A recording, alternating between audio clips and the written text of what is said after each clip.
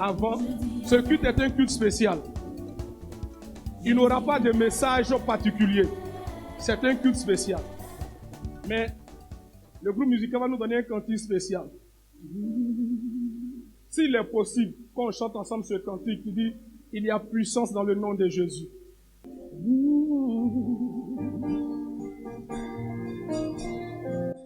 Seigneur, il y a la puissance dans ton nom. Nous voulons te dire merci. Nous voulons te remercier, Seigneur. Il y a la puissance dans le nom de Jésus. Il y a la puissance dans le nom de Jésus. Qui brise les chaînes, qui brise les chaînes, brise les chaînes, qui brise les chaînes, qui brise les chaînes. Il y a la puissance dans le nom de Jésus. Il y a la puissance dans le nom de Jésus. Alléluia. Frère, dans cette atmosphère, un seul passage que nous avons déjà lu, Galates 6, verset 7. Il dit, ne soyez pas séduits, on ne se moque pas de Dieu, car ce qu'un homme sème, cela aussi il le moissonnera. Ce qu'un homme sème. Certainement, nous tous, autant que nous sommes, nous avons fait des semences, des bonnes semences et des mauvaises semences. Des mauvaises semences, pourquoi? Il y a des jours où toi-même tu as proclamé des mauvaises paroles sur ta vie. Il y a des jours où, après avoir pris la Sainte Seine, quand tu es sorti, tu allais te mettre dans les choses que Dieu n'aimait pas. Alléluia. Il y a des jours où, par faiblesse, tu es rentré dans des choses qui sont interdites par le Seigneur. Où toi-même, tu as trouvé, comment je vais dire, tu as trouvé des mots pour pouvoir légaliser ce que tu faisais de mal. Tu vois? Parce que, je prends un exemple, quelqu'un peut être en train de boire bière, et puis il dit, dans tous les cas, Dieu me comprend, il sait que je n'ai pas assez de force. Donc je bois un peu, c'est que si après je vais arrêter. C'est-à-dire que tu es en train de trouver un mot pour justifier toi-même ton péché. Amen. Voilà, c'est-à-dire que tu es sorti ici, tu as reçu le baptême, tu es passé par la Sainte Seine le dimanche, et puis la semaine tu t'en vas. Comme tu étais moisi, tu es parti chez ton gars, en disant que c'est pas grave, c'est que si Dieu même sait que la chair est faite, c'est que si un peu, ça va aller. Tout ça. Alléluia.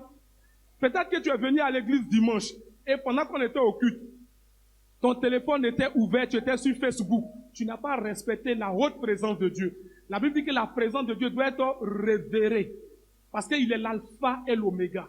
Je ne suis pas sûr que parmi nous, si nous sommes dans la présence du président de la République, quelqu'un peut prendre son téléphone, sortir, aller communiquer, puis revenir. Peut-être que tu l'as fait, sans t'en rendre compte. Toutes ces semences que tu as fait sont en train d'agir contre nous-mêmes, sans qu'on le fasse, sans qu'on fasse attention. Souvent, on vient dans la présence de Dieu, on ne fait pas, notre esprit est ailleurs. Souvent, on vient dans la présence de Dieu, on ne regarde pas à Dieu, mais nous regardons peut-être aux autres, aux défauts des autres. Ça nous arrive toujours, parce que l'ennemi cherche toujours à ouvrir une porte dans ton esprit pour ne pas que tu sois concentré. Alors ce matin, nous allons ensemble fléchir genoux et nous allons demander pardon à Dieu. C'est un temps de repentance. Nous allons rentrer dans la deuxième moitié de l'année. Il faut que dans cette deuxième moitié de l'année, la gloire de Dieu nous accompagne. La puissance de Dieu nous accompagne. Alors chacun de nous, tu vas prendre la position qui t'arrange. Si c'est pour te mettre à genoux, tu vas te mettre à genoux. Quel que soit. Tu sais ce que tu as fait certainement, que ce soit peut-être au travail. Peut-être que tu as fait partie de ceux qui ont comploté contre quelqu'un. Je ne sais pas. Peut-être que ton voisin, bon, sa femme était en train de le tromper, tu allais faire quoi, c'est pas ton affaire. Tout ça, on va demander pardon à Dieu. Alléluia. Alléluia. Tu vas fléchir genoux avec moi. Nous allons demander pardon à Dieu. De tout ton cœur. Ce groupe musical peut mettre un cantique pour ne pas que, oui, bon, une seule personne dans le groupe musical, parce que chacun, tout le monde doit demander pardon. Je ne sais pas comment on va faire pour ne pas que quelqu'un entende la voix de son camarade. Voilà, musique simplement. Musique seulement avec les instruments. Ils vont mettre musique, voilà. Parce que si je suis en train de me confesser que mon voisin entend, peut-être que je l'ai insulté. Quand il est en train de dire Seigneur, il avait insulté, et puis il entend, peut-être qu'il va être fâché encore.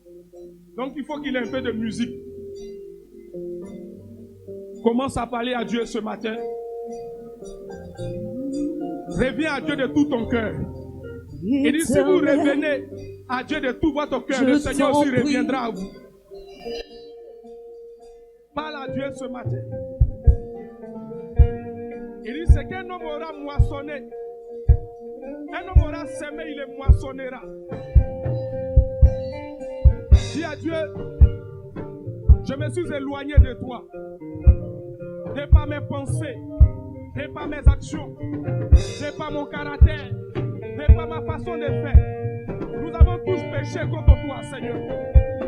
Ce matin, nous voulons revenir vers toi de tout notre cœur.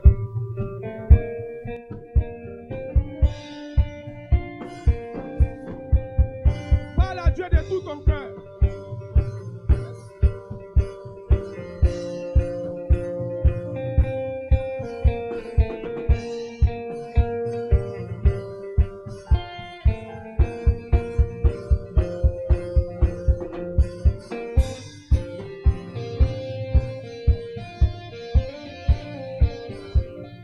Parler à Dieu, présente-lui tes faiblesses.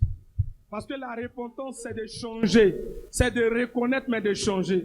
Seigneur, je reconnais mes faiblesses. Je sais que je suis rempli d'orgueil, Seigneur. Je sais qu'on ne me parle pas. Seigneur, je sais que je suis rempli de colère. Seigneur, je sais que la colère me pousse à pécher. Je sais que j'ai fait l'œuvre avec négligence. Seigneur, je te demande pardon. La responsabilité qui m'a été confiée, je l'ai faite avec négligence.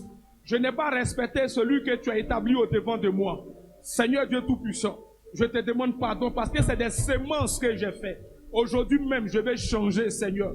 Je reconnais que je n'ai pas marché dans la sainteté. Tu as dit, Seigneur Dieu Tout-Puissant, dans ta parole, que tu cherches les adorateurs qui vont t'adorer en esprit et en vérité. Ça veut dire ceux qui se consacrent à toi, ceux qui sont saints et irrépréhensibles. Qui ira sur la montagne de l'Éternel? Celui qui a les mains pures, celui qui a les mains innocentes et le cœur pur. Donc il cherche ceux qui ont le cœur pur, Seigneur. C'est pourquoi ce soir, ce matin, je viens vers toi de tout mon cœur. Seigneur, je vais changer de ma voix, de ma mauvaise voix, la voix que tu n'aimes pas. Seigneur, je te demande pardon. Je reconnais avoir désobéi à ta voix. J'ai reçu des instructions de ta part que je n'ai pas accompli, Seigneur. Je n'ai pas accompli, Seigneur. J'ai négligé le sabbat. Vous savez, négliger le sabbat, on joue avec le sabbat. Mais négliger le sabbat peut te faire perdre le paradis. Parce que la Bible dit que c'est dangereux pour quiconque néglige le sabbat. Le sabbat est un jour du Seigneur. Je suis venu, j'ai pris mon temps, je n'ai pas considéré le sabbat. Je me suis dit que c'est une culte ordinaire. Non. Le sabbat n'est pas ordinaire. Le sabbat est un jour spécial. Un jour de rencontre avec le Seigneur. Un jour mis à part par Dieu. Alors tu demandes pardon à Dieu pour toutes ces choses. À compter d'aujourd'hui, Seigneur, je vais changer. À compter d'aujourd'hui, Seigneur, je vais être différent. J'ai besoin que tu m'aides par ton Esprit Saint. Parle à Dieu ce matin. Parle-le de tout ton cœur. Tu connais ta vie. Tu connais ce qui te fatigue. Tu sais ce que tu n'arrives pas à abandonner. Présente ça au Seigneur ce matin. Dis, Seigneur, je reviens à toi de toute ma force. Je reviens à toi de tout mon cœur. Le Seigneur a dit à Israël, il a dit à Moïse, il dit, Moïse, j'ai entendu les propos des enfants d'Israël et j'ai décidé de les traiter comme leurs propos. Comme ils ont dit qu'ils préfèrent mourir, alors je vais les traiter ainsi. Et la Bible dit que toute cette génération est morte.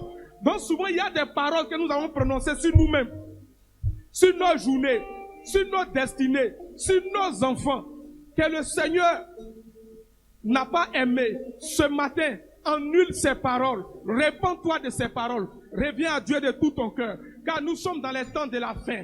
Jésus-Christ dit, il viendra chercher une église sans tache ni rite. Une église consacrée, sanctifiée. Une église qui veille sur la sainte doctrine, l'évangile de vérité. Une église qui a une communion avec le Saint-Esprit. Une église la Bible dit, il a fait de nous un royaume et des sacrificateurs. Des sacrificateurs, c'est des gens qui sont de façon permanente en communion avec le Seigneur. C'est des gens qui vont dans le lieu très saint pour adorer Dieu, pour parler à Dieu en faveur du peuple. La Bible dit que ce que Dieu nous demande, la première semence que Dieu nous demande, il dit quand nous nous réunissons, la première des choses à faire, c'est de prier pour tous les hommes et ainsi pour les autorités. Il dit, c'est la première des choses que Dieu aime. Il dit, cette chose lui est agréable. Mais généralement, nos prières sont égoïstes. On pense à nous-mêmes. On pense à nos besoins. On oublie ce premier commandement que Dieu nous a donné. Combien de fois tu as prié pour ton quartier? Combien de fois tu as prié pour tes amis? Combien de fois tu as prié pour la nation? Pour que les gens changent, qu'ils reviennent à Jésus. Alors ce matin, nous allons demander pardon à Dieu de tout notre cœur, de toute notre force. Nous allons dire, Seigneur, nous te demandons pardon. Il a dit dans le livre de 1 Timothée 2, il dit, c'est agréable à Dieu. C'est agréable à Dieu. C'est agréable à Dieu que vous priez pour tous les hommes, y compris les autorités. La première des choses à faire, quand nous prions, la première sémence, c'est de prier pour les hommes. Quand tu es préoccupé à prier pour les hommes, tu n'as plus de préoccupation pour faire du mal aux hommes. Mais tu leur exprimes ton amour parce que tu veux qu'ils viennent à Dieu, qu'ils soient sauvés. L'évangélisation devient un fardeau pour toi. La Bible dit que si nous ne portons pas le fardeau de Jésus, c'est que nous ne sommes pas encore prêts à être des chrétiens. Le véritable chrétien, c'est lui qui porte le fardeau de l'œuvre, le fardeau de Jésus, le fardeau du royaume, le fardeau du Père. Celui qui est préoccupé par les âmes. Quand il voit les âmes en train de mourir, il n'est pas content. Il est prêt à aller évangéliser, annoncer la parole de Dieu. Combien de fois nous n'avons pas vu des gens auprès de nous qui étaient malades. On n'a pas été capable de prier pour eux. Ce matin, tu vas te repentir, demander pardon à Dieu. Et tu vas dire à Dieu, je vais changer. Je vais changer.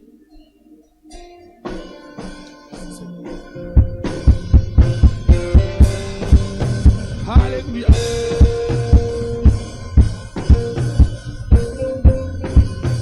Alléluia. Amen. Amen. On va s'élever ensemble. Et si toi-même tu sais, parce que la Bible dit que le Saint-Esprit témoigne à notre esprit. Si tu sais que Dieu t'a pardonné, le Saint-Esprit va témoigner à ton esprit. Il faut commencer à dire merci au Seigneur. Lève-toi tes mains, lève tes mains. Dis merci Seigneur. Dis-lui simplement, Seigneur, je te dis merci.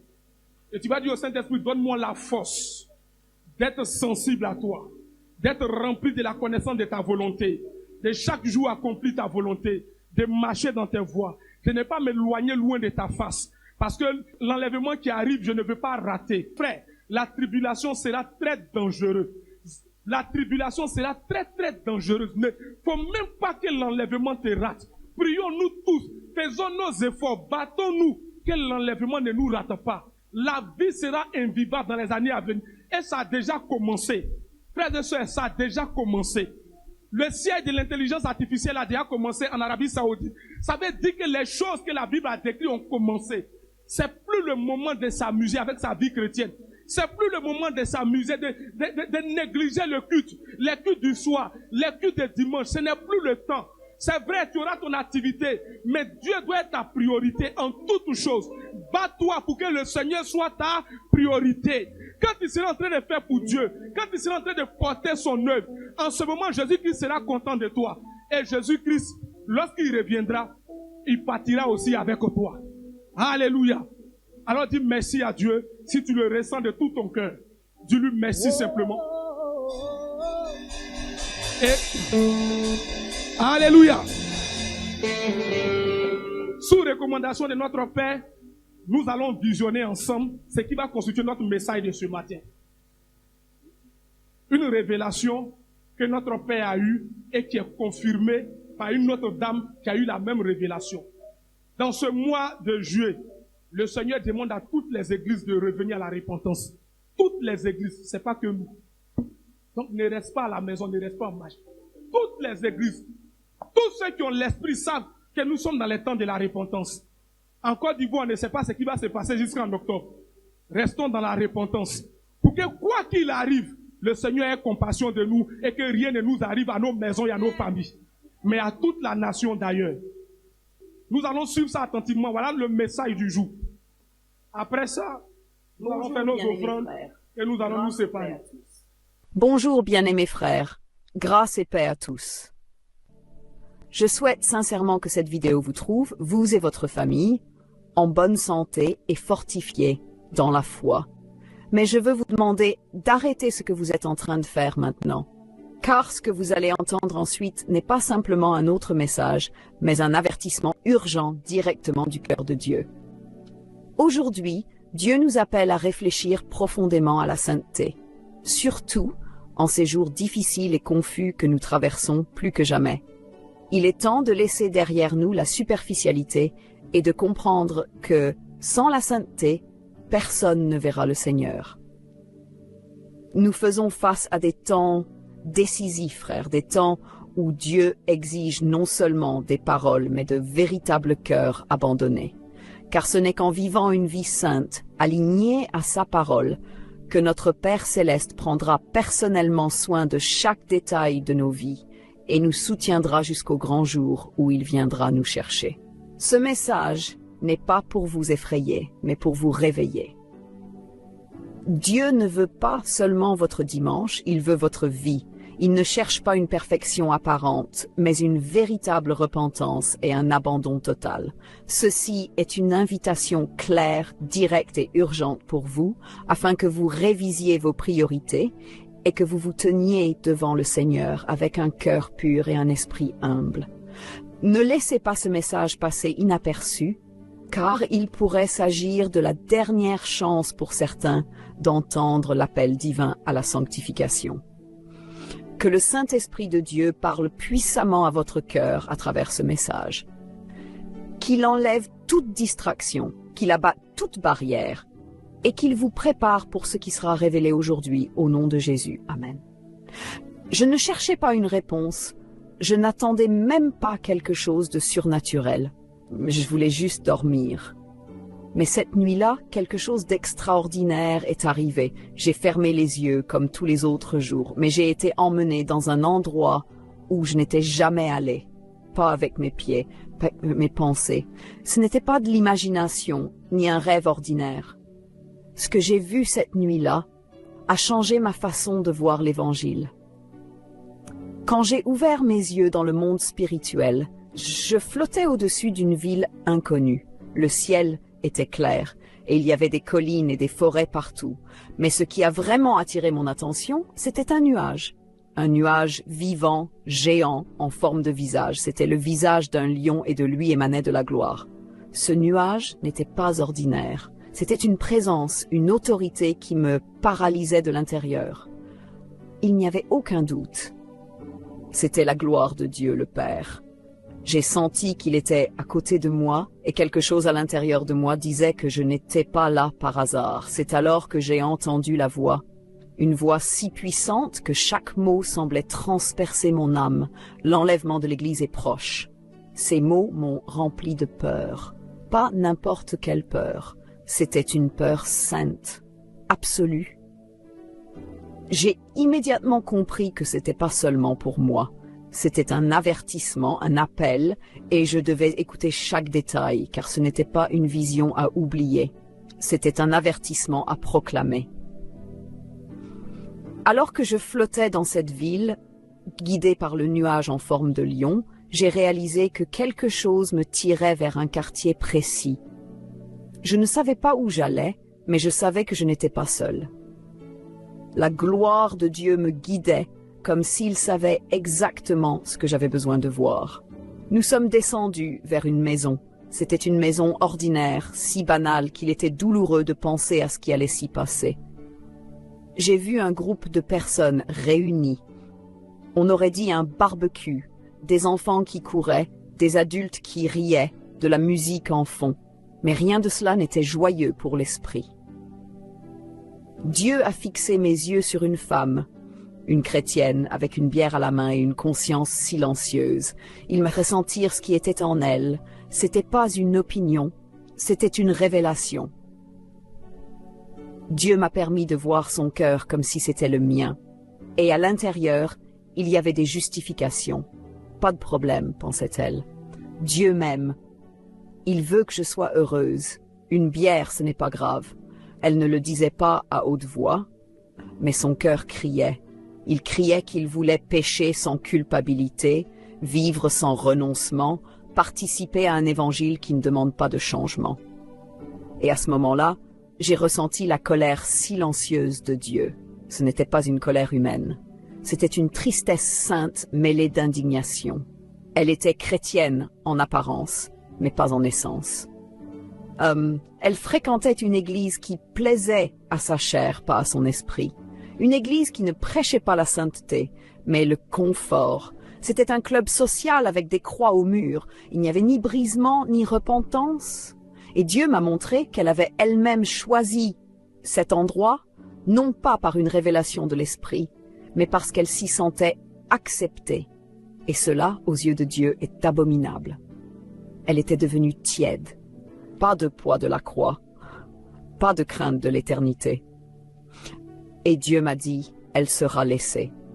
À ce moment-là, j'ai ressenti une douleur profonde, car j'ai vu que cette femme représentait des millions de personnes, des gens qui se disent chrétiens mais qui vivent pour eux-mêmes, qui utilisent le nom de Dieu comme un alibi pour continuer à pécher, qui assistent au culte mais ne portent pas la croix, qui adorent de leurs lèvres mais ne se renient pas. Cette femme ne trompait pas seulement les autres, elle se trompait elle-même. Et le pire, c'est qu'elle apprenait à ses enfants à faire la même chose. J'ai vu ces enfants exposés à la même musique mondaine, à la même tolérance au péché. Et j'ai compris que non seulement elle ne serait pas enlevée, mais qu'elle condamnait aussi la prochaine génération. Après cette scène douloureuse avec la femme et sa famille, le nuage a encore bougé. Je continuais d'être guidé par elle, ressentant toujours le poids de la tristesse que Dieu portait. C'était comme si chaque mètre parcouru révélait une autre réalité spirituelle. Il n'a pas fallu longtemps avant que nous approchions une autre région de la même ville. C'était un quartier plus simple. Les maisons étaient modestes et il y avait un petit bâtiment au toit de tôle. En m'approchant, j'ai compris que c'était une église, modeste à l'extérieur, mais remplie d'une lumière qui ne venait pas de l'architecture. Là, Dieu voulait me montrer quelque chose de complètement opposé. En entrant dans l'église, toujours en flottant, invisible aux yeux humains, j'ai ressenti quelque chose de complètement différent. L'atmosphère était remplie de révérence, de sincérité et de vraie adoration. Les gens n'étaient pas là par obligation. Ils étaient là parce qu'ils désiraient la présence de Dieu, et cela était visible jusque dans les plus petits détails. Leurs vêtements étaient modestes, leurs yeux fermés en prière, leurs mains levées, sans honte. Mais ce qui m'a le plus marqué, c'est ce que j'ai entendu dans leurs pensées. Dieu m'a encore permis d'entendre ce qui n'est pas dit. Et il disait en silence, « Seigneur, que ta volonté soit faite, pas la mienne. » Ces mots semblaient petits, mais ils portaient une puissance gigantesque. Ils étaient là pour se renier. Ils ne cherchaient pas le confort, mais la transformation. Ils ne demandaient pas des bénédictions, ils demandaient le brisement. Et à ce moment-là, j'ai compris, c'est la différence entre ceux qui seront enlevés et ceux qui seront laissés. Ceux qui seront enlevés sont crucifiés avec Christ. Ils ne vivent pas pour eux-mêmes, mais pour que Christ vive en eux. Ils ne modèlent pas l'Évangile à leur désir. Ils modèlent leur désir à l'Évangile. Et Dieu était satisfait d'eux, non pas parce qu'ils étaient parfaits, mais parce qu'ils étaient abandonnés. Le nuage qui m'accompagnait s'est manifesté encore plus intensément à l'intérieur de cette petite église. J'ai vu comment elle remplissait la salle d'une gloire indescriptible. Ce n'était pas visible à tous, mais perceptible dans l'esprit. Dieu était là. Il aimait cette assemblée parce qu'il protégeait la saine doctrine. Il ne tolérait pas les hérésies. Il ne négociait pas à vérité. Ils étaient simples mais fermes. Pauvres aux yeux du monde, mais riches aux yeux de Dieu. Ils gardaient la parole dans leur cœur, comme s'ils protégeaient un trésor de valeur éternelle. Soit à ce moment-là, j'ai compris que c'était l'Église par laquelle Jésus reviendrait. Alors que je regardais, quelque chose d'inhabituel s'est produit. Un homme, à l'apparence religieuse, a essayé d'approcher de l'Église. Il portait une Bible noire sous son bras, mais sa présence apportait du trouble. Les membres de l'Église ont immédiatement fermé leurs portes. Ils ne l'ont pas laissé entrer. Et j'ai demandé au Seigneur pourquoi. Dieu m'a répondu fermement. Il représente l'hérésie, la doctrine d'erreur, la corruption qui souille. Cet homme était un symbole d'un évangile déformé. Il ne portait pas la croix, mais l'orgueil. Il représentait un mensonge déguisé en vérité. Dieu m'a montré que sa véritable Église ne tolère pas l'erreur, ne fait pas de place à la chair et ne se soumet pas à la culture. J'ai vu comment cette petite Église, même si elle était simple, était aussi solide qu'un mur. Il gardait la parole avec zèle. Il n'autorisait pas la contamination. Il restait ferme dans ce qu'ils avaient reçu. Et à ce moment-là, Dieu m'a révélé quelque chose de puissant. Mon Église ne cherche pas le confort, elle cherche la gloire, elle ne veut pas des applaudissements, elle veut la sainteté. Cela a résonné en moi comme une sentence de feu. Et cela m'a rappelé les paroles de Jésus. Heureux ceux qui ont le cœur pur, car ils verront Dieu. Ce n'était pas une question de taille, de structure ou de renommée.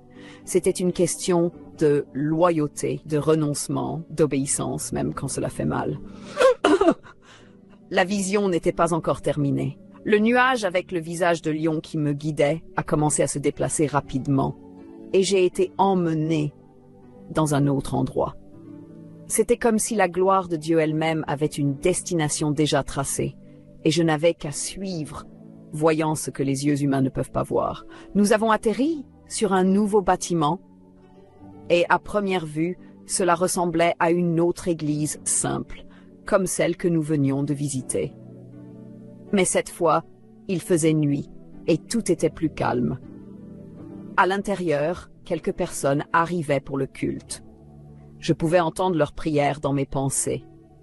Ils disaient, « Seigneur, nous sommes ici pour te servir, quoi qu'il en coûte. » C'est un véritable abandon, et je ressentais la présence de l'Esprit planer sur cet endroit. Cependant, quelque chose d'étrange a commencé à se produire. Le nuage est entré dans l'église avant même que le service ne commence. Et contrairement à avant, il ne restait pas là pour bénir l'endroit. Il a commencé à faire sortir les gens un par un. J'ai vu des hommes et des femmes dirigés vers la sortie de l'église. Certains regardaient autour d'eux, confus, mais tous obéissaient. J'ai demandé à Dieu, « Seigneur, pourquoi les fais-tu partir alors qu'ils sont venus pour t'adorer ?» Et l'Esprit m'a répondu d'une voix ferme. Parce que cette nuit, des hommes armés viendraient ici pour vous tuer, mais je suis le Dieu qui protège ceux qui m'obéissent. C'est alors que j'ai compris que Dieu avait déjoué un plan de mort avant même qu'il ne s'accomplisse. J'ai alors vu une scène qui m'a transpercé le cœur. Dieu m'a montré ce qui était sur le point de se passer, parce qu'il n'était pas intervenu. Des trafiquants de drogue projetaient d'envahir cette petite église et d'exterminer les chrétiens à l'intérieur. Ils étaient remplis de haine, envoyés par quelqu'un qui haïssait le nom de Jésus. Tout était en train d'être mis en place en coulisses, sans que personne dans la congrégation ne le sache. Mais le Seigneur voyait tout. Il entendait les conversations secrètes, observait les cœurs corrompus et décida. Cette nuit serait une nuit de salut et non de sang. Dieu était là et il ne permettrait pas qu'on touche à ses enfants. Le service n'a pas eu lieu, mais le miracle avait déjà eu lieu. Les gens sont sortis de l'église en silence, sans comprendre pleinement pourquoi, mais ressentant qu'il fallait obéir. Certains étaient poussés par un sentiment inexplicable d'urgence. D'autres ressentaient simplement qu'ils devaient partir. J'ai vu comment le Saint-Esprit conduisait chacun chez soi, comme un berger qui rassemble ses brebis au milieu de la tempête. Ce n'était pas de la peur, c'était de la protection. C'était une obéissance aveugle fondée sur une confiance profonde. Et Dieu m'a dit quelque chose que je n'oublierai jamais. Quiconque veut vivre pieusement en Jésus-Christ sera persécuté, mais je protège ceux qui sont à moi, ceux qui m'écoutent, ceux qui me suivent même sans comprendre.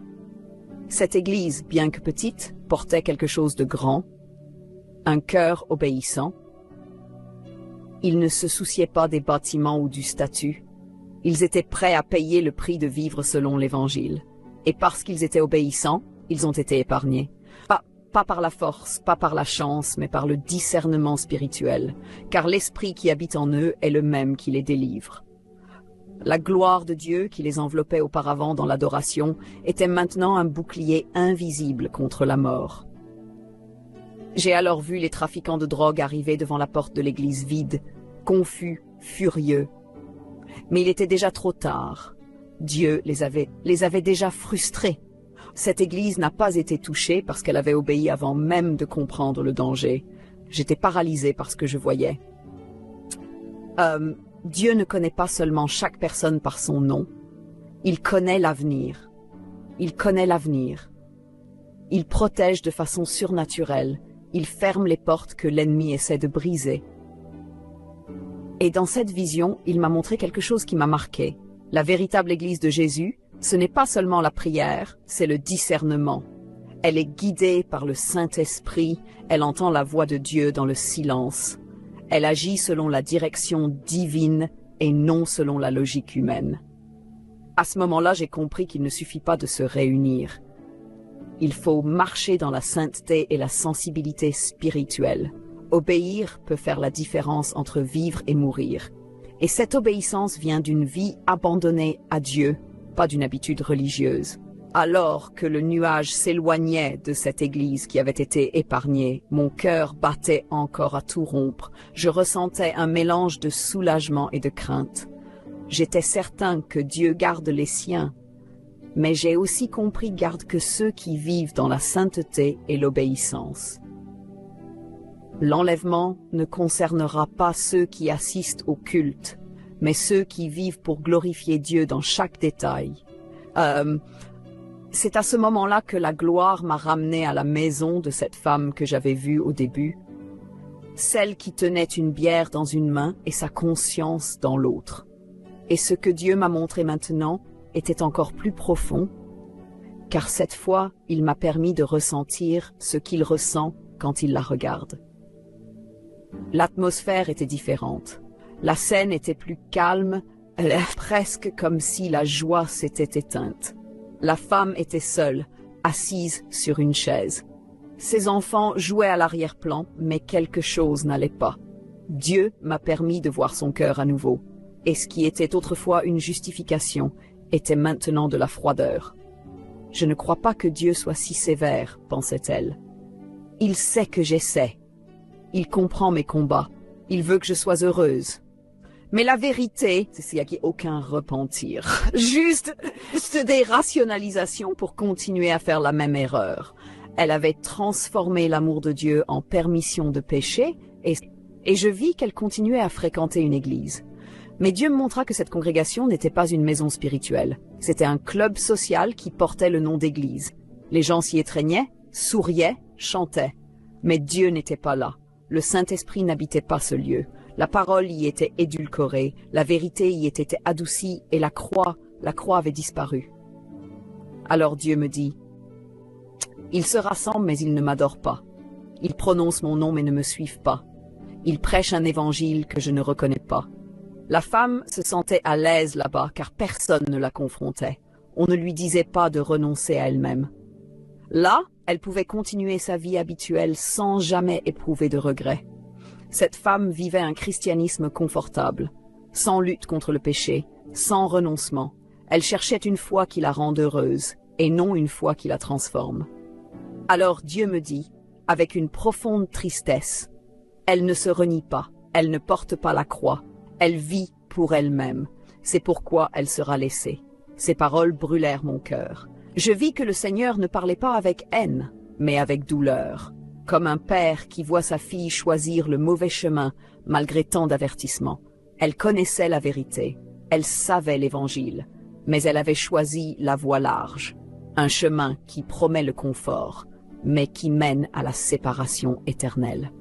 C'est alors que Dieu me rappela les paroles de Jésus. « Si quelqu'un veut venir après moi, qu'il renonce à lui-même, qu'il prenne sa croix et qu'il me suive. » L'Évangile n'est pas une invitation au bonheur terrestre, c'est un appel à la mort du moi, à l'abandon total. Je compris alors que cette femme n'était pas simplement laissée derrière, elle récoltait ce qu'elle avait semé. Il n'y a pas d'enlèvement sans sainteté. Il n'y a pas de salut sans repentance. Et il n'y a pas de croix sans douleur. Celui qui choisit un évangile sans la croix rejette Christ lui-même. Elle avait échangé la vérité contre le confort et avait perdu l'occasion de faire partie de l'épouse glorieuse.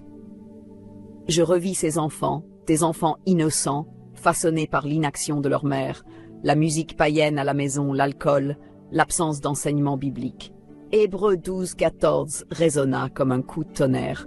Recherchez la paix avec tous et la sanctification sans laquelle personne ne verra le Seigneur. Cette femme ne voyait pas Dieu, car elle ne recherchait pas la sainteté. Elle recherchait le plaisir. Elle voulait être acceptée, trouver un évangile qui ne demande aucun sacrifice. Mais le véritable évangile exige tout, et elle ne voulait pas payer le prix. Quand Dieu eut fini de me montrer le cœur de cette femme, la nuée en forme de lion se déplaça à nouveau. Mais cette fois, je sentis quelque chose de différent dans l'air. C'était comme si la gloire de Dieu était devenue lourde, dense. Ce n'était plus seulement la révélation, mais le jugement. Je vis que la vision allait changer de dimension. Nous nous élevâmes rapidement, comme si nous allions traverser l'atmosphère. Et soudain, tout devint sombre, comme si le ciel s'était transformé en fumée. Partout, je vis une scène de douleur et de chaos. La ville autrefois vivante était maintenant en ruine. Dieu me dit, « Voici la terre pendant la tribulation, ce qui attend ceux qui resteront. » Là, je vis l'enfer sur terre, des foules désespérées couraient, criaient, pleuraient. Il y avait des soldats dans les rues, des tanks, des drones surveillant le ciel. Je vis des chrétiens traqués, traînés dans les rues, accusés, battus, torturés, physiquement et psychologiquement. Les cris perçaient l'air. Je vis des enfants arrachés à leurs parents, des femmes emmenées de force. C'était un temps de douleur comme jamais auparavant. Dieu me montra les signes des villes détruites, tremblements de terre, tsunamis, maladies incurables, famine. Et au milieu de ce chaos, un nouveau système émergeait, la marque de la bête. Je vis des gens forcés de choisir entre manger ou résister. Ceux qui acceptaient la marque pouvaient survivre. Ceux qui refusaient étaient exécutés. Je vis des files de personnes dans des centres de contrôle. Des hommes tendaient le bras pour recevoir quelque chose sur le front ou sur la main droite. Une marque, une technologie, un show qui semblait innocent à l'extérieur, mais qui apportait les ténèbres à l'intérieur. Quand la marque était appliquée, les yeux des gens changeaient. Ils étaient vides, morts. C'était comme si leur esprit leur était instantanément arraché. Ceux qui recevaient la marque ne pleuraient plus, ne priaient plus, ne pouvaient plus résister. Ils appartenaient désormais au système et non plus Dieu. Et j'entendis la voix du Seigneur. Celui qui accepte la marque n'héritera jamais de mon royaume. Il sera scellé pour la destruction. Le poids de ces mots m'écrasa intérieurement. Alors que les nations tombaient, je vis que de nombreux chrétiens qui s'étaient moqués de la sainteté étaient maintenant dans la détresse. Ils voulaient prier, mais l'esprit ne répondait plus. Ils voulaient chanter, mais leur culte n'était qu'une façade. Je vis des églises détruites, des Bibles brûlées, des prédicateurs arrêtés et décapités. C'était comme si le monde entier avait déclaré la guerre à Jésus. Et pourtant Dieu n'intervenait pas, car c'était le temps du jugement. Le temps de la grâce était passé. Ce qui restait, c'était la douleur. Une douleur qui aurait pu être évitée, mais qui avait été méprisée par ceux qui avaient choisi de vivre sans la croix. Le Seigneur me dit, la plupart seront laissés. Beaucoup qui se disent à moi ne m'ont jamais appartenu, ils n'ont jamais renoncé à eux-mêmes, ils ont utilisé mon nom, mais ont vécu pour eux-mêmes. Je vis le ciel fermé. Le Saint-Esprit n'habitait plus la terre comme avant. C'était comme si Dieu s'était retiré, laissant le monde récolter ce qu'il avait semé. La femme que j'avais vue au début était aussi là, sale, désespérée, ses enfants criant à l'aide. Elle pleurait en disant « Pourquoi ne m'as-tu pas dit que ce serait comme ça ?» Mais elle avait été avertie. Seulement, elle avait préféré un évangile sans sacrifice. Et maintenant, elle payait le prix avec sa propre âme. Avant que la vision ne se termine, Dieu me montra quelque chose d'encore plus fort. Je vis les sceaux de l'Apocalypse s'ouvrir. Je vis des cavaliers sortir du ciel. Je vis un tiers de la terre brûler. Je vis des étoiles tomber. Je vis la mer se transformer en sang. J'entendis des hurlements qui n'étaient plus humains. C'était l'effondrement total de l'humanité. Et Dieu me dit, « Celui qui rejette ma sainteté sera livré à ma colère, car je suis amour, mais je suis aussi un feu dévorant. » Alors j'entendis un dernier avertissement résonner. L'enlèvement est plus proche que jamais, et ceux qui resteront seront livrés à la terreur. La vision se termina là, mais le poids de cette révélation resta gravé dans mon esprit comme une cicatrice. Après cette vision de la tribulation, je ne pus retenir mes larmes. Mon esprit était accablé. Je ressentis la détresse de ceux qui étaient restés, la justice de Dieu contre les rebelles et la douleur de ceux qui se repentaient trop tard. Pourtant, la gloire du Seigneur m'entourait encore. La nuée en forme de lion était toujours avec moi. Et une fois de plus, nous commençâmes à descendre. Je vis un autre lieu, une église simple comme les précédentes, mais avec quelque chose de différent. Il y avait de la lumière qui sortait des fenêtres, même si c'était la nuit. Et Dieu me dit, « Maintenant je vais te montrer pourquoi certains seront enlevés. » C'était comme s'il m'ouvrait le cœur de la véritable épouse. Nous entrâmes dans ce lieu, et ce que je vis n'était pas un culte ordinaire. Ce n'était pas un spectacle, ni un événement. C'était de la brisure. Je vis des gens à genoux, pleurant en silence, les mains levées avec des larmes. Il n'y avait pas de mise en scène, juste sa présence. Je vis des hommes face contre terre, criant à Dieu pour le pardon. Des femmes intercédant pour leurs enfants, pour la ville, pour la sainteté. C'était l'opposé de ce que j'avais vu avant. Ici, personne ne cherchait les applaudissements. Tout cherchait la gloire de Dieu. Et en regardant de plus près, je vis que Dieu m'ouvrit leur cœur. Leur prière disait « Seigneur, vide-moi, qu'il ne reste rien de moi, seulement ta volonté. » Cela me brisa à l'intérieur. Ce qu'il y avait là n'était pas seulement une doctrine, c'était un esprit vivant. Ces croyants avaient compris que suivre Jésus ne consiste pas à être heureux, mais à être fidèle. Ce n'est pas une question de ressentir quelque chose, mais de vivre pour sa gloire. Je vis leur routine, leur choix, leur jeûne, leur renoncement. Ils disaient non au monde chaque jour, non par obligation, mais par amour. Et je compris que la sainteté n'était pas pour eux un fardeau, mais un privilège. Dieu me montra que chacune de leurs décisions comptait. Chaque renoncement était un parfum devant le trône. Chaque larme cachée était enregistrée dans le ciel. Alors, le Seigneur me dit, voilà pourquoi je les enlèverai. Ici, il n'y avait pas de théologie de la commodité, pas d'hérésie, pas de distorsion. Ils ne mélangeaient pas la parole. Quand quelqu'un venait avec de fausses doctrines, ils se levaient comme des gardiens de la vérité. L'un d'eux disait « Pas de levain ici ». Un autre disait « Je préfère perdre des amis que d'attrister l'esprit ». Ils étaient comme des murailles fermes, inébranlables, non parce qu'ils étaient parfaits, mais parce qu'ils étaient obéissants. Et Dieu me dit « Ceux que je prendrai sont ceux qui gardent ma parole comme ils gardent la vie ». C'était l'Église fidèle, celle qui ne négocie pas les principes, celle qui ne plie pas devant le monde. Je vis que beaucoup d'entre eux étaient persécutés. On les appelait fanatiques, radicaux, démodés. Certains perdaient leur travail, d'autres perdaient des amis, même des membres de leur famille. Mais aucun ne reculait. Ils disaient « Si je dois souffrir, qu'il en soit ainsi, mais je ne reculerai pas. » Je vis une jeune femme prier « Seigneur, si je dois te renier, alors prends ma vie d'abord. » Cela me déchira. Ils étaient réellement morts au monde, et c'est cela qui les rendait vivants pour Dieu. Le ciel ne les voyait pas comme des pauvres chrétiens, mais comme des héros de la foi. Et à cet instant, je compris, seuls les morts au monde s'envoleront lors de l'enlèvement.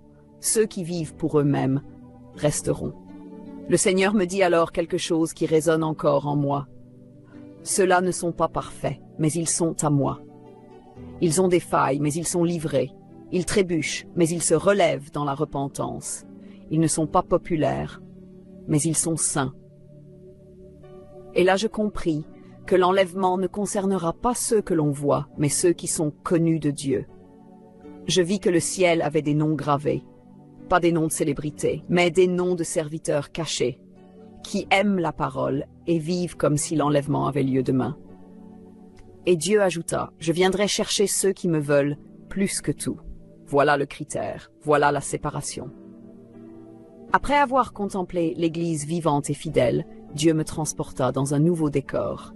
Nous descendîmes sur une grande ville, une métropole animée, remplie de grandes églises avec des lumières, des écrans géants et des files d'attente devant les portes. C'étaient des temples sophistiqués avec tout ce que le monde moderne pouvait offrir. Mais en entrant, quelque chose me déchira le cœur. Il n'y avait pas de gloire, pas de présence. C'était comme un théâtre bondé, mais sans ciel ouvert.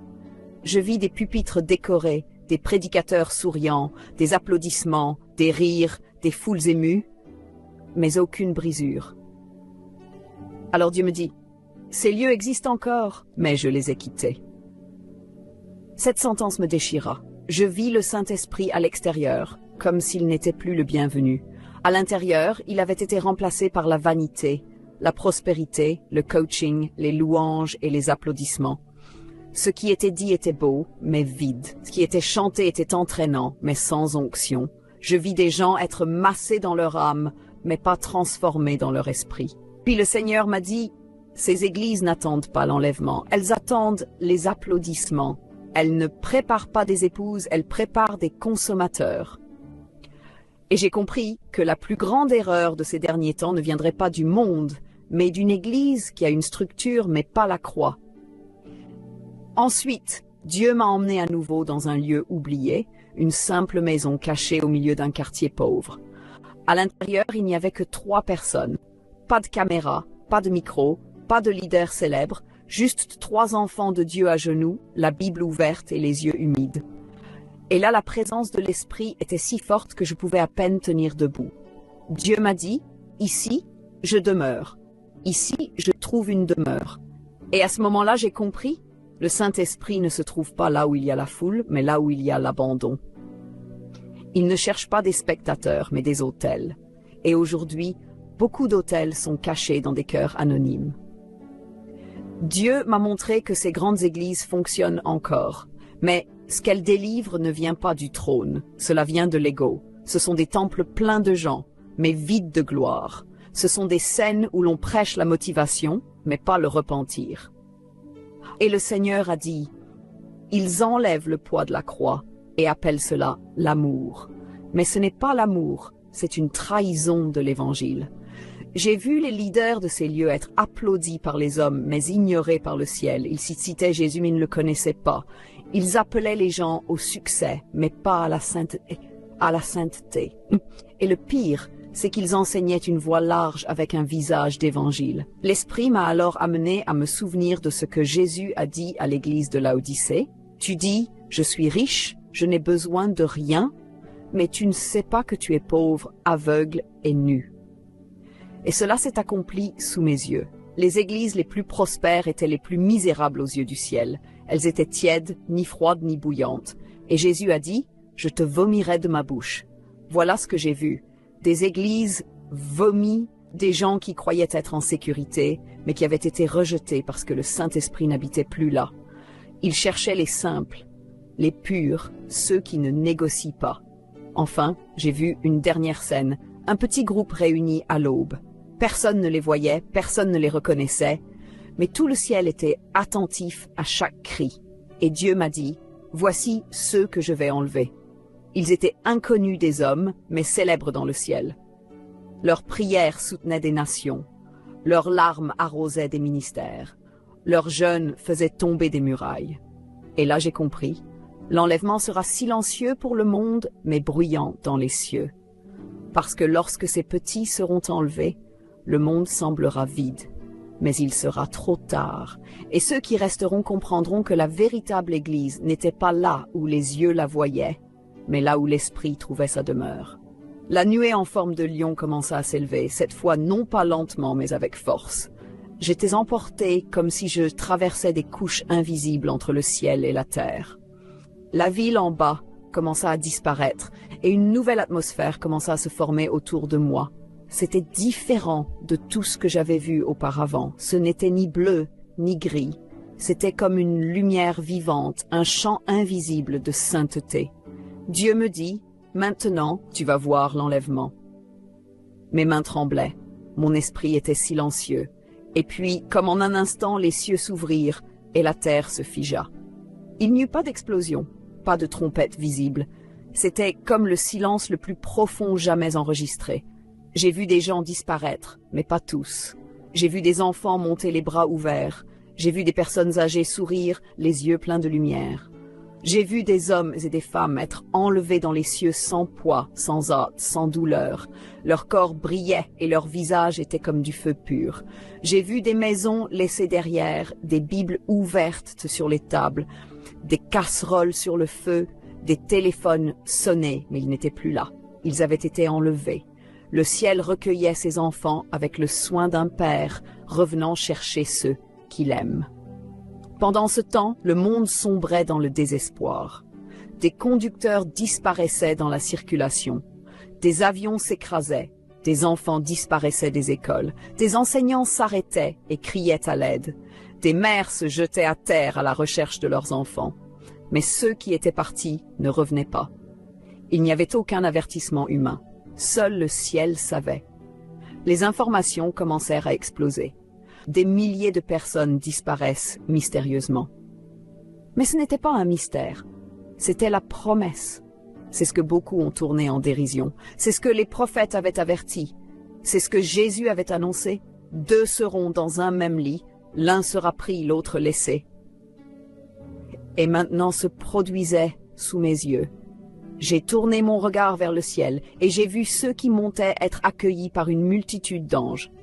C'était comme une cérémonie silencieuse, sans applaudissements ni chants, mais avec une gloire indescriptible. Chaque personne enlevée recevait un corps nouveau, incorruptible. Leurs yeux voyaient enfin ce qu'ils savaient qu'ils avaient remporté. Et la seule chose qu'ils pouvaient dire était « Saint, Saint, Saint est le Seigneur ». J'ai vu des larmes de soulagement. J'ai vu des mains levées en adoration. J'ai vu des enfants retrouvant leurs parents. J'ai vu des martyrs honorés. Le ciel célébrait. Mais la terre était en ruine. Dieu m'a alors montré les visages de ceux qui restaient. Ceux qui s'étaient moqués, ceux qui avaient ri des prophéties, ceux qui disaient « il y a encore du temps ». J'ai vu des églises vides, des pupitres désertés, des dirigeants religieux assis par terre en criant « Seigneur, pourquoi m'as-tu laissé ?» Mais Dieu ne répondait plus, car maintenant c'était le jugement. Le Saint-Esprit n'habitait plus là. La gloire s'était retirée, le temps de l'épreuve était terminé, et le monde était laissé dans sa propre obscurité. L'éclat de ceux qui étaient partis brillait encore dans le ciel, comme des traînées de gloire. Mais ceux qui étaient restés savaient qu'il était trop tard. Le Seigneur me dit alors, « Tu as vu ce que j'ai vu. Maintenant parle, crie, proclame, car le temps presse, et quand la trompette sonnera de nouveau, ce sera la fin. » Et à ce moment-là, mon âme fut marquée par le feu de l'urgence, parce que l'enlèvement n'est pas une métaphore. Il est réel. La séparation sera visible, les pleurs seront insupportables, et il n'y aura pas de retour en arrière. J'ai vu que beaucoup sauraient qu'ils avaient tout perdu, mais pas par ignorance, par choix. Ils avaient choisi la terre plutôt que le ciel, le plaisir plutôt que la croix, la religion plutôt que l'abandon. Et à ce moment-là, j'ai compris, chaque décision compte. Chaque pas nous rapproche ou nous éloigne de l'éternité.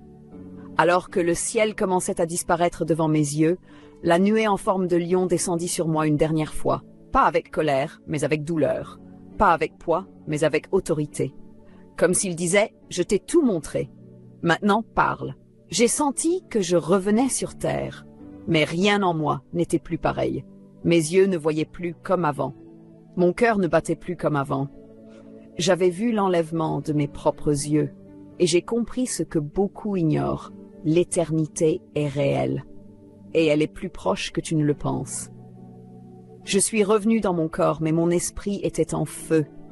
Quand je me suis levé ce matin-là, tout semblait normal. Le soleil se levait, les oiseaux chantaient, mais à l'intérieur de moi, je portais une urgence qui brûlait comme du feu. C'était comme si j'étais mort et revenu avec un mandat venu directement du trône. Je me suis assis au bord du lit et j'ai pleuré.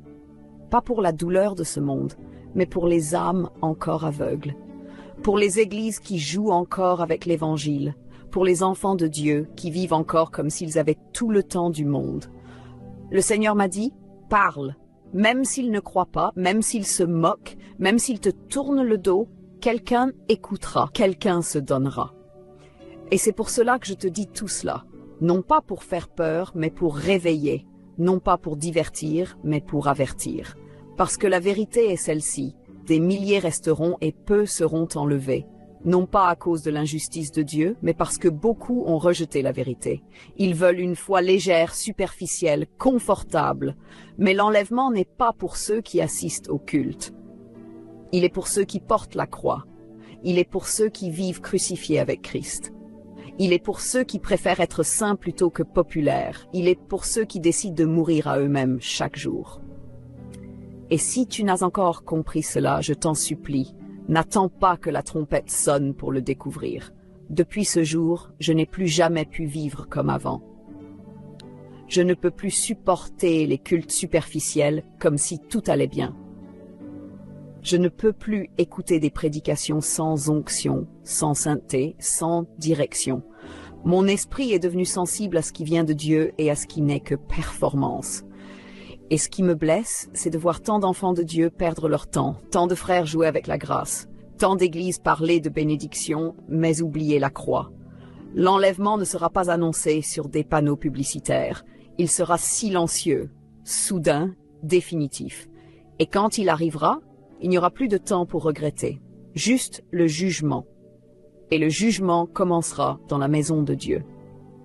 Si tu es arrivé jusqu'ici en lisant ce message, c'est que Dieu t'a choisi pour l'entendre. Ne l'ignore pas. N'éteins pas ce feu.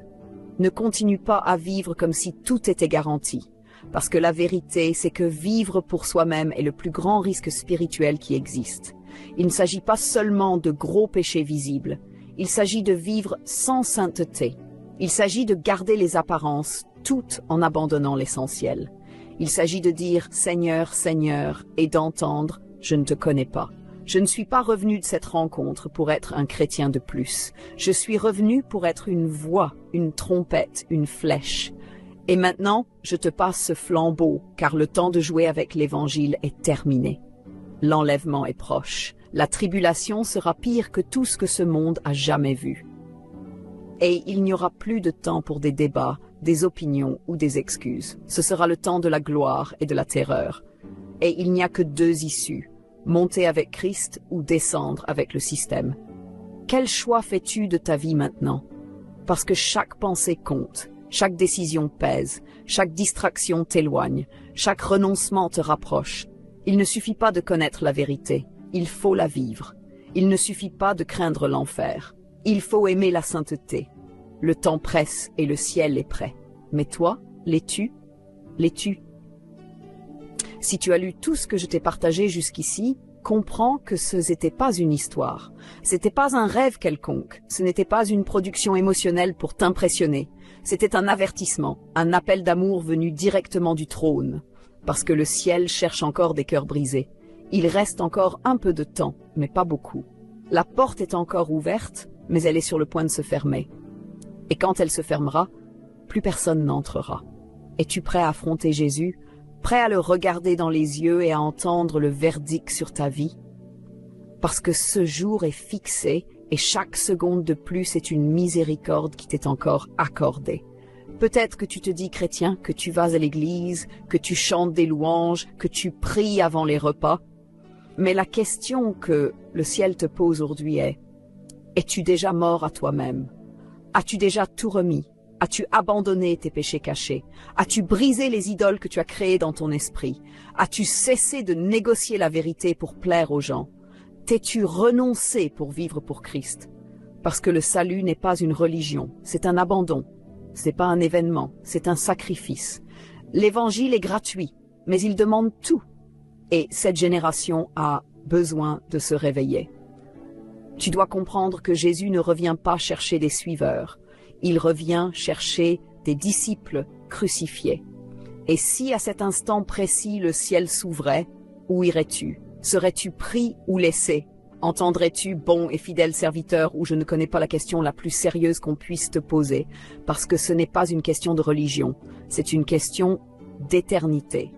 Ce n'est pas ce que tu as fait hier qui compte, mais qui tu es maintenant. Alors si tu ressens ce serrement dans ton cœur, ce malaise dans ton âme, ce n'est pas de l'émotion. C'est le Saint-Esprit qui t'appelle. Il ne te condamne pas. Il t'offre une nouvelle chance. et peut-être que ce sera la dernière.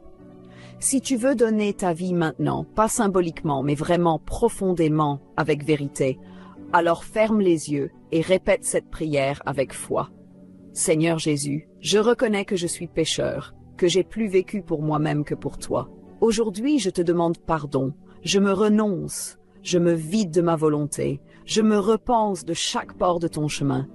Lave-moi par ton sang, écris mon nom dans le livre de vie, apprends-moi à vivre pour ta gloire, remplis-moi de ton esprit, à partir d'aujourd'hui, je ne m'appartiens plus, je suis à toi. Au nom de Jésus, Amen. Si tu as prié cette prière avec vérité, sache que le ciel t'a entendu. Et maintenant, la prochaine étape est de vivre comme quelqu'un qui a été sauvé. La sainteté n'est pas un fardeau, c'est un honneur, c'est la preuve qu'il vit en toi. Se renoncer n'est pas une torture, c'est la preuve que tu es ressuscité avec Christ. Et à toi, chrétien qui marche déjà avec Jésus, mais qui a perdu le feu, la croix, la vigilance, réveille-toi, car il reste encore un peu de temps, mais pas beaucoup. L'enlèvement est proche. Ne te laisse pas distraire par ce monde, ne te conforme pas à ce système. Sois saint, sois vigilant, sois rempli du Saint-Esprit, parce que lorsque le ciel s'ouvrira, seuls ceux qui sont morts à eux-mêmes s'élèveront. Peut-être que, pendant que vous écoutez, quelque chose en vous vous pousse à revenir à Dieu ou à lui donner votre vie. N'ignorez pas cette voie. Jésus vous appelle aujourd'hui avec amour et miséricorde. Il veut que vous soyez proche de lui. Il veut vous guérir, vous restaurer, vous pardonner et marcher avec vous tous les jours de votre vie. Alors si tel est le cas, faisons ensemble cette prière.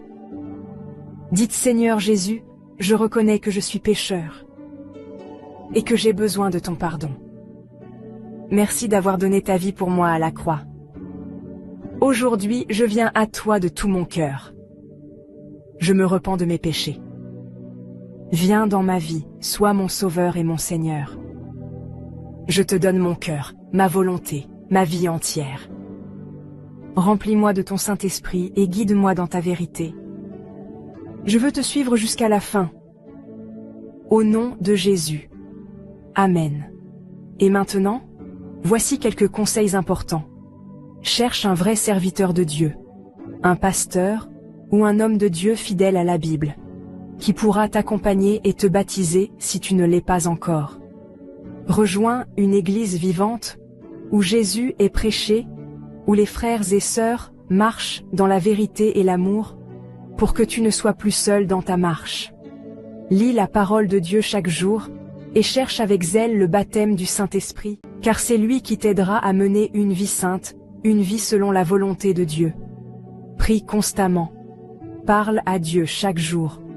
Sois honnête, persévère, et il agira puissamment dans ta vie.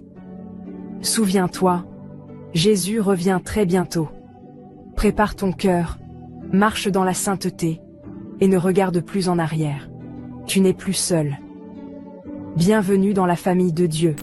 D'abandon véritable, d'amour. Et troisième élément, c'est d'avoir l'esprit éveillé, le discernement. Et comprendre que ce n'est pas tout ce qui brille qui est de l'or. Là où Dieu t'a mis, où la parole est enseignée, reste là, cultive ta communion avec le Seigneur. Vis pour le Seigneur. Elle a dit, c'est pas ton dimanche qui intéresse Dieu, mais c'est ton abandon à Dieu. C'est ce qui l'intéresse. C'est pas le fait que tu sois présent à l'église qui intéresse Dieu. Mais étant présent à l'église, est-ce que tu es prêt à t'abandonner à laisser le Saint-Esprit prendre le dessus, à renoncer au péché, à vivre selon Dieu, selon la parole, à être prêt à payer le prix. Ce qu'elle a dit, c'est que partout où la croix n'est pas prêchée, où il y a l'œuvre de la croix, Dieu n'est pas là. On ne peut pas parler de l'évangile sans la croix. Il n'y a pas de facilité. Tout ce que tu vois ailleurs qui brille, que tu espères, quelqu'un a payé le prix. Il faut que tu acceptes de payer le prix avec Jésus. Donc à partir de cet instant, nous sommes tous invités chacun à prendre sa vie chrétienne au sérieux. Ça, c'est un avertissement pour chacun. Il n'y a pas quelqu'un qui va faire police derrière son camarade. Chacun se cherche. Amen. Parce que l'enlèvement, c'est individuel. Chacun se cherche. Donc, à partir de cet instant, on va plus te prier pour venir à l'église. Tu dois savoir. Les petites histoires où non, on ne va pas saluer, donc, je suis fâché. Tu vois que c'est les perte du temps. Voilà, mon voisin venait, il m'a regardé de façon, donc moi aussi, je l'ai regardé de façon. Tu vois que c'est les pertes de temps inutiles. Ça n'emmène nulle part. Allô? Ça n'amène, alléluia, ça n'amène nulle part. L'amour du Seigneur. Porter sa croix. S'abandonner véritablement. Vivre pour Dieu. Le Seigneur doit être ta priorité. Tu dois être prêt à payer le prix. Alléluia. Quand j'ai un programme à l'église, quel rôle je joue? Qu'est-ce que je fais? Pour les âmes, qu'est-ce que je fais? Quel est mon rôle? On a la conférence qui vient bientôt. Quel rôle je joue dans la conférence? Qu'est-ce que je fais pour la réussite? Quel est le poids que je pose? C'est ça ma sémence. Et c'est ce que je vais récolter. Alléluia. Revenir à moi-même. Me focaliser sur mes imperfections. Ne pas prier pour demander à Dieu que des bénédictions. Nous sommes déjà bénis. Mais prier pour connaître sa volonté et accomplir sa volonté. Obéir à sa volonté. Marcher, être un avec le Saint-Esprit. Rechercher ce qui est agréable à Dieu. Quand tu le feras, le Seigneur sera avec toi. Sa gloire va t'accompagner. Alléluia.